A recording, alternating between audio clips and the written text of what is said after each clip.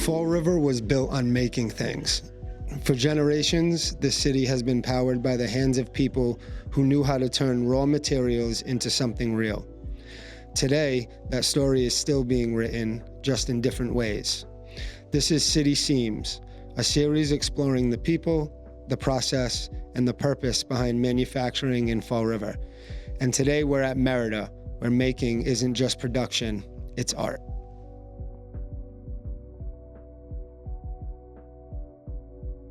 Merida is definitely an art studio. We're definitely not a manufacturer. A manufacturer is you're making the same product over and over again every day. Here at Merida, you're making pieces of art that are different each and every day. Honestly, how much of it artwork it really is. It's just, it's truly art. It's like people just don't realize how much time and effort and passion and goes into these rugs. Right. I think it's really more of we call it a workshop, but an artist workshop. And I say that because, first of all, it's like, why do you work with an artist? But the pursuit of art has elevated all of us. Like, it's opened doors, it's required so much from every craftsperson to take risks, to be vulnerable, to practice. We do a lot of practice. None of those things are really a good idea if you're running an efficient manufacturing company.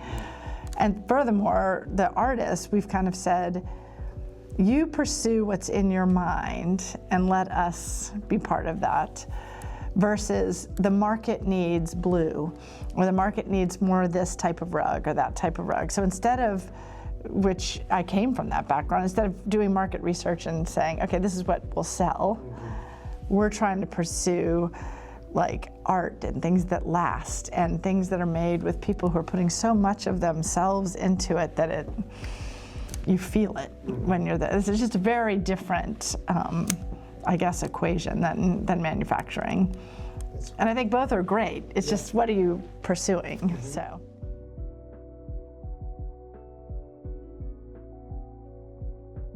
So traditional companies in the industry are, I like to say, are how I present it, as green button companies. They'll press the green button and watch the rug being made.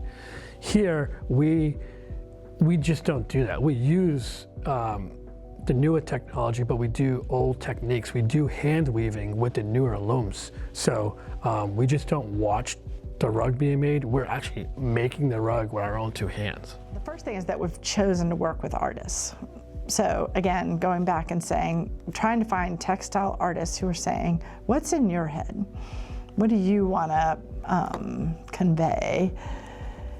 And then our team's like I was just talking to Rich, one of our master weavers, and he said, I see what she's trying to do, and I'll get out there and start to figure out how you make that happen.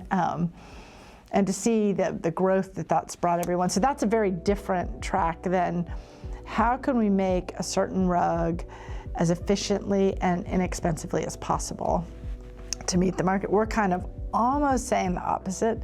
Let's make something that's original, that is absolutely going to last for generations, that will create a presence in the room and people's lives. It's just such a different, and every single thing that we make is one by one. Like we're dyeing the yarns for that one rug. So each one is almost unique in and of itself. And that's also very different from, at least most manufacturing. It's really about efficiency. Like, how do you maximize? Like Manny and I always joke about, like, it used to just be like, how do you get, you know what I mean? Like, as much done in every minute. And we're almost the opposite. We're like, slow down, make sure you're thinking about it, practice. If it's too hard, come back. But the end result is so magnificent that you're like, wow. And that enables you also, though, it's like everything great. We can use all natural yarns. We can use really beautiful yarns, because it's meant to be something that lasts. So it's not about making it as inexpensively as possible. We have zero toxins anywhere, which is really unusual. and again, that comes back to the efficiency. Even on the backing, most backing has a lot of chemicals because it's quick, but ours has to sit overnight. But it's natural. Like you build that into the process. So it's healthier for the people, everybody here, but also for anyone who's getting it. So, and then maybe the last thing is just the fact that we're making it not just in Fall River, but in the United States is pretty unusual.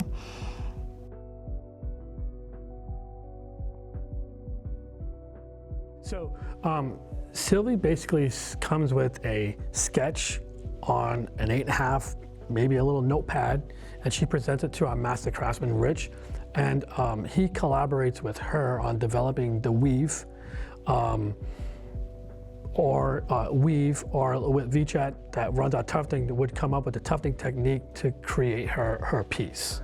So when it starts with Sylvie, the collaboration starts, it's at least a minimum of 2 years, because she's always kind of pushing our ability, different techniques, seaming techniques, weaving techniques, weaving patterns.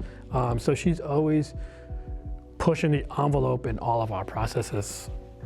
Yes, and I will do an imperfect job for sure, because it's way more complex. I'll simplify it, how about that? But Sylvie she really thinks in like 5-year cycles, as we were talking about with this book. So she's got like a whole set of ideas, and they're not necessarily rugs. It's like she starts almost with like, what memories am I thinking of? What artists am I thinking of? What emotions do I want to evoke? So pretty vague and deep. She starts sketching, and then she starts to get a sense of like, so maybe one year she's like, I really want to focus on light and shadows in this year. Now, she's focusing on light and shadows every year, but that might be one of the main things she's trying to think about. Another year, she was really, which is the book, kind of thinking about like the space in between, the pause. So that was kind of influencing. So she'll start with sketches. Then she, like all great artists, thinks the materials kind of need to be able to talk. So I remember when I first met her, she's like, just send me a bunch of your yarns and I'm just gonna live with them. And I was thinking to myself, what's she talking about? And she had them, and she would just, throughout her day, she was just living with them, like feeling them, looking at them, thinking about them. And then she finally calls me back. She goes, okay, I got it. I'm like, what do you mean you got it? And she's like, well, I know what I want to convey, and I've lived with these yarns, so I have a bunch of combinations that I want to start to put together. And we didn't do that before Sylvie either, but we started making our own yarns. So combining different yarns for different effects. It's magnificent, actually. So then she starts that process. Then she starts to work. Sometimes she would work on her hand loom. Sometimes she just works off of sketches with our super talented team of designers here. They start to work with the workshop and talk about, this is what she wants to convey, this is what she's thinking, these are some of the yarns she's thinking about. And they start to put them in CADs that then can be used out on the looms. But then it's a really iterative process, back and forth, back and forth. These yarns aren't going to work. What you're suggesting isn't possible. I've got a different suggestion. And that's over a year. So a year of back and forth. They meet every day, which I find shocking. It's been 8 years, every morning on Zoom. And they hold things up. They're looking at things on their screens. She comes every 6 weeks and spends long days out on the workshop floor. She also, that 5-year arc is important because she'll start to introduce little things, but she'll have an idea. For example, I used to be here, but collaging, like taking different weaves and starting to pull them together. So she had that idea, but it took like 4 or 5 years of practicing smaller steps. And the team was really working on it and giving her feedback. Yes, no, think about this, think about that.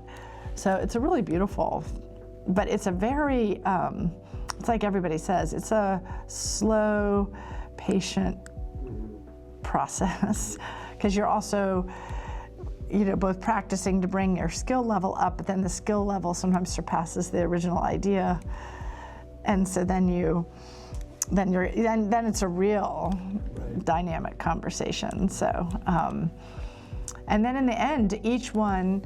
So if there's 36 pieces, the artist proof is the first full final one. Right. And so those are kind of really special, because that's exactly what she had in mind, and the first full expression of that piece. So.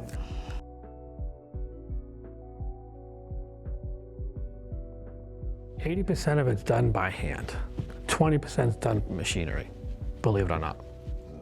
A dance, a beautiful dance, where each is doing what it does best. So I think our team has mastered how to get as much out of a machine as you can, so you can get more strength, you could do things with a machine that you can't do with only hands.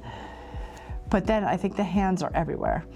They're from the beginning when we're making the own yarns, to doing inserts, to finishing, seaming, collaging, and even just I'm actually kind of envious.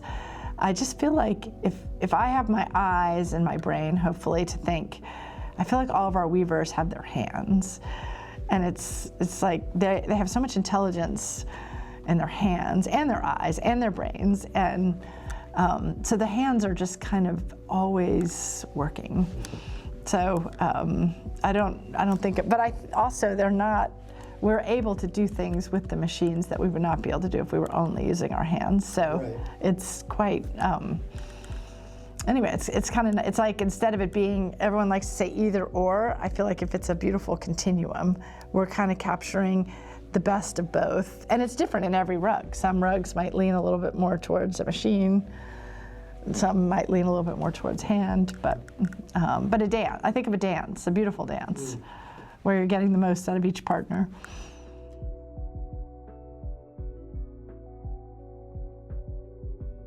So, most of our machines, with the yarn that we use for what we call the warp, or as I refer to the canvas, as if you're referring to painting, takes us just about 3 months to get up and running before we can even start making rugs on that machine.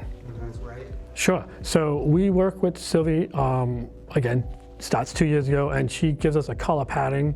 We get it dyed, but we also mix yarn here in-house. So we take 2 different yarns and we put them together to make one singular yarn to be woven or tufted into one of our pieces. And that changes the color. I mean, it's like I say, like mixing paint. So we can lighten it up, we can darken it up, we can add a sheen. We can do pretty much whatever your mind wants. I think fundamentally, I don't think people would realize like how much the massive amount of talent that is going into every aspect of this rug. Just all these beautiful brains and hands coming together, working for a year. And a lot of like beautiful work, almost like, I don't want to say egoless, because everybody has an ego, but everybody contributing to something that is going to live beyond you. So, and happily contributing your expertise, your knowledge at every little step of the way. So I would say that I find it very hard to convey that to people in a way that sounds meaningful. That's one. I think people would be shocked at the materiality. I mean, sometimes we spend more time making the yarns than weaving the rug. And how much care goes into that. I recently asked Sylvia, I said, what are you most proud of right now? And she says, what I'm so proud of is, I think we were weaving like something pretty simple. And Rich saw something and stopped. And he was like, nope, I don't like what's happening at this little piece. And she said, nobody would have ever noticed. And he was not happy with that, and she said just the level of attention and detail that goes into that. And my third thing, which is big for me, is I feel like it's so amazing when people put their spirit into their work. And that's everything. It's the frustration, the challenge, but the joy that comes from doing something hard but really well. And I just feel like that, I don't know, I always say it's so ineffable, but I feel like you feel it, but it's very hard to convey to people. Like, and that's just so different from, and there's reasons to have things that are mass produced too, so, but it's very different. Yeah. It's just, there's really no comparison. So, and again, there's a need for all of these. I just hope that more people get to experience, you know, being around people who are so talented and put so much of themselves in, and then living with those pieces is amazing.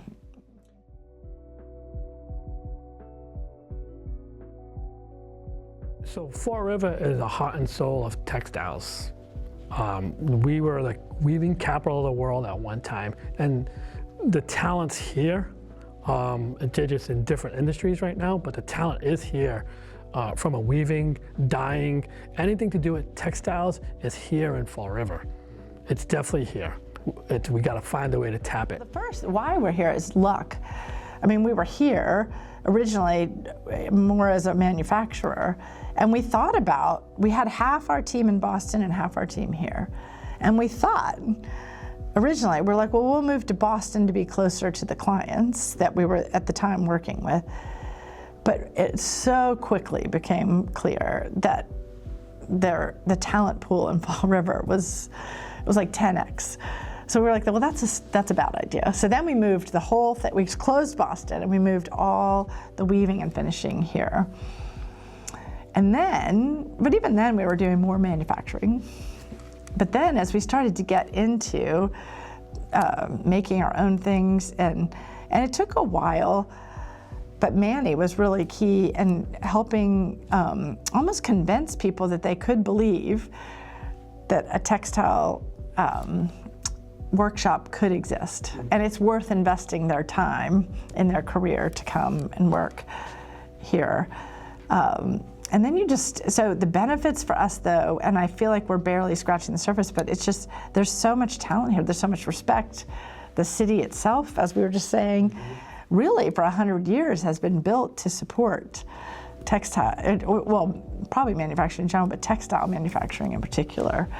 But more importantly, there's a respect here for how things are made and makers.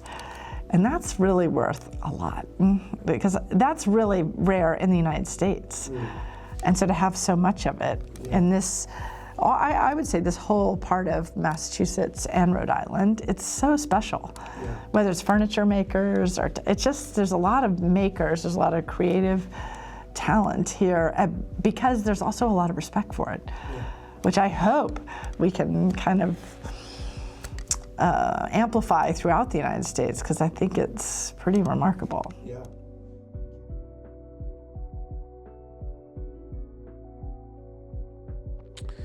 It's actually extremely fulfilling because nobody realizes we're here. Everybody thinks textiles is all offshore, which is fine. It can be offshore because that's what they want, is the high volume stuff. Nobody wants to do what we do today. Which is just developing art and how, and, you know, nobody wants this, and there's a lot of places here that do this. It's kind of amazing. It's like you always say, you stand on the shoulders of those that came before you, and you feel like all this amazing talent, you hope we can carry the light forward. You know, that somehow it's our job to try, and it's not going to look the same. It can't, right? Those industries went away. Some like 100 years ago, but how do we be part of maybe bringing back another phase of the amazing? I always say to people too, like Fall River, the city itself is so beautiful, the way it's, all the architecture, and like the YMCA, they were telling me it was the second YMCA built in the United States. It's spectacular. And they were like, yeah, because in the 1850s, Fall River was like the Silicon Valley of the United States. And I was like, yeah. And so all that latent talent is all here. Yeah. Like, it's amazing. Yeah.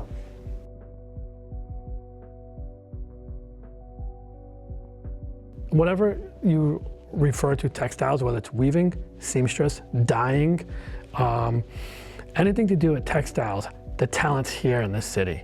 100% talent's here in this city. I've seen it, I've experienced it. Any textile company would, if they want to grow their business, this is the place to be.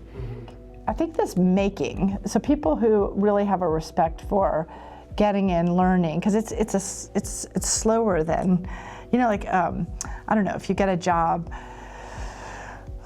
maybe even as a graphic designer, it's like, it's quick. It's like you learn the programs and but here, you know, you might spend a year practicing certain aspects of weaving.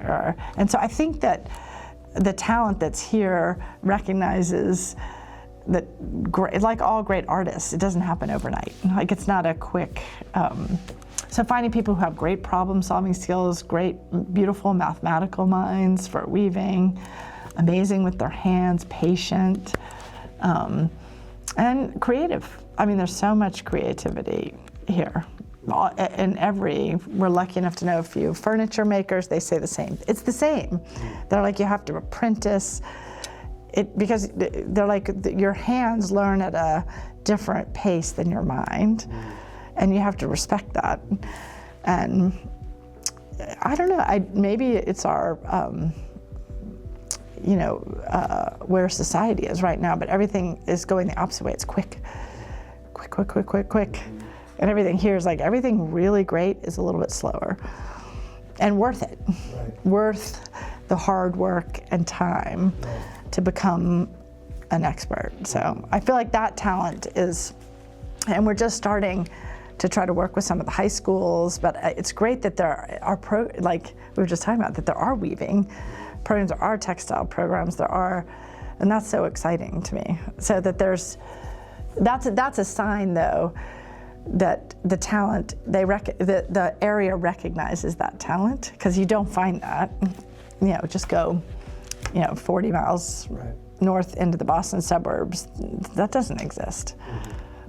Those types of programs, those types of opportunities, at least I don't know about them, if they do exist, so.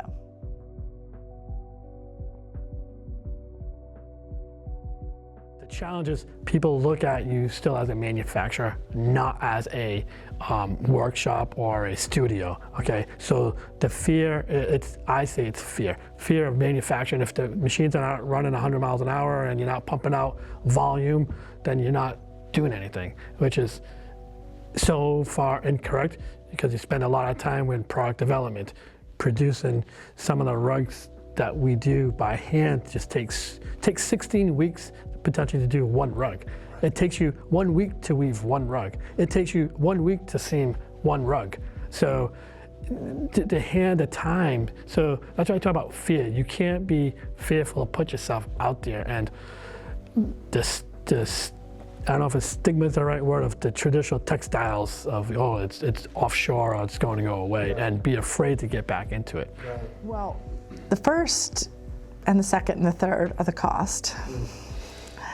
So, you know, because you're really, I mean, which is, you wouldn't want it any other way, but people need to make good salaries, they need to have health care, they need to, you know, they have family, like, and you're really competing against China, India, Nepal, where it's just a different cost structure altogether. So I think people are, and we're all used to things being pretty inexpensive.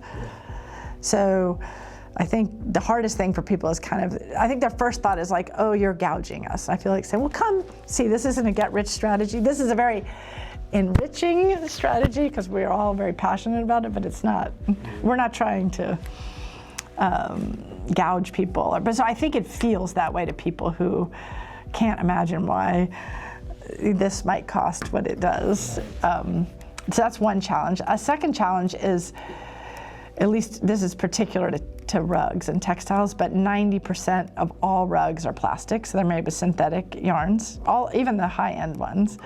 and none of us, it's like our clothes, we don't really know. And so, but we've kind of been adamant that we're using all natural yarns. And not only natural yarns, even in the continuum of natural yarns, we're using like really great ones because we want these rugs to last, we want them to be spectacular. So sometimes people are like, well, yeah, I got a wool rug. And I'm like, oh, with all due respect, it's like, not all wool is the same. Nothing, you know. So I think it's just that when 90% of a market is one way and you're tiny and you're trying to be a little tiny voice, I think that can be challenging. But again, it's kind of a patience. I find it's my creative challenge, right? It's how do you talk about it in a way that's graceful and open, but not telling people what they're buying isn't great, or, you know, like, so I'd say cost, maybe perception, what people are used to. And maybe the third for us that's challenging is people are like, well, but you walk on these, or we have pets and kids, and I feel like saying, yes, that's all the more reason to buy these beautiful rugs because they're so healthy. And your children will learn from their hands, whether crawling on them or playing on them, but that's not a common thought in the United States. So, and I guess the last one is, I don't think we have a culture, America. We have so many great things about America, but I don't think we have a culture that is so respectful or knowledgeable about makers. You know, I think we do lots of amazing things, entrepreneurs, obviously everything in the software, entertainment. There's so many things that Americans are just amazing. But I don't think our culture is so enamored maybe with makers. So sometimes you feel like an odd duck talking about them, but yet it's so amazing you want to share. But so I would say I find all of those, you know, just not even so much challenging, but how do you talk about it in a way that's appealing to people? Yeah. Coming off.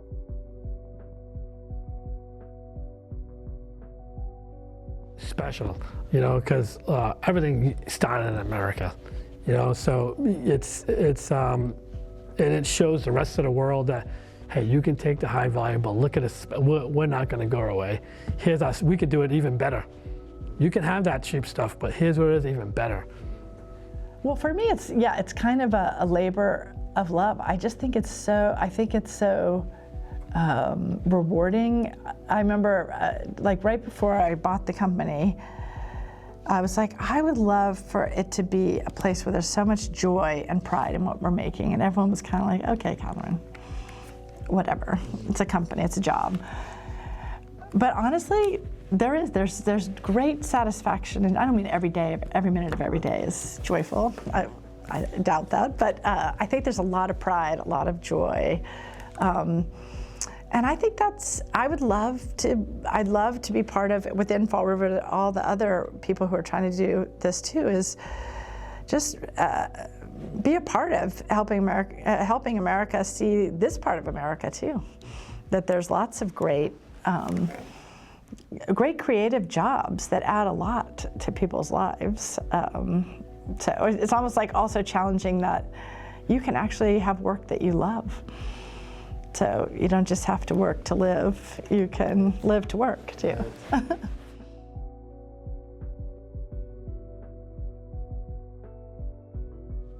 They're definitely functional, but they also can be hand down from generation to generation, like a family heirloom.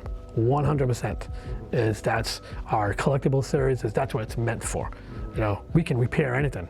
So if years down the road there's a defect, bring it back to us. We'll work with you on getting it repaired, and you can pass it down to your kids, grandkids, whoever you would like to. Yeah, so we have two series. We have a studio series, which is fully customizable. You can do whatever you want with it. And then we have the collectible series, which it's all monochromatic, and the only thing you can do with that is change color.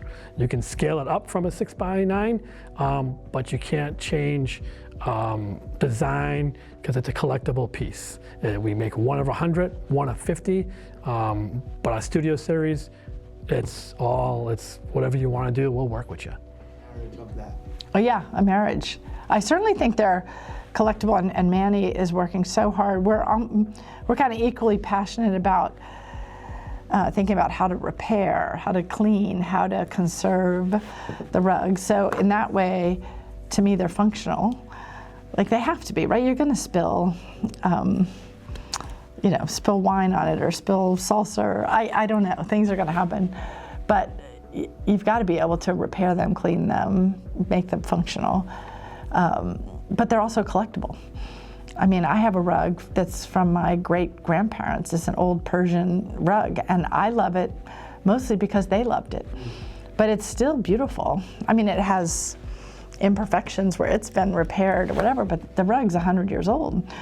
But I would love it if that's what happened to Merida rugs, is that they're passed down, they're cleaned, they're taken care of, they're repaired. But they're made to be that. So it would be amazing if that happens.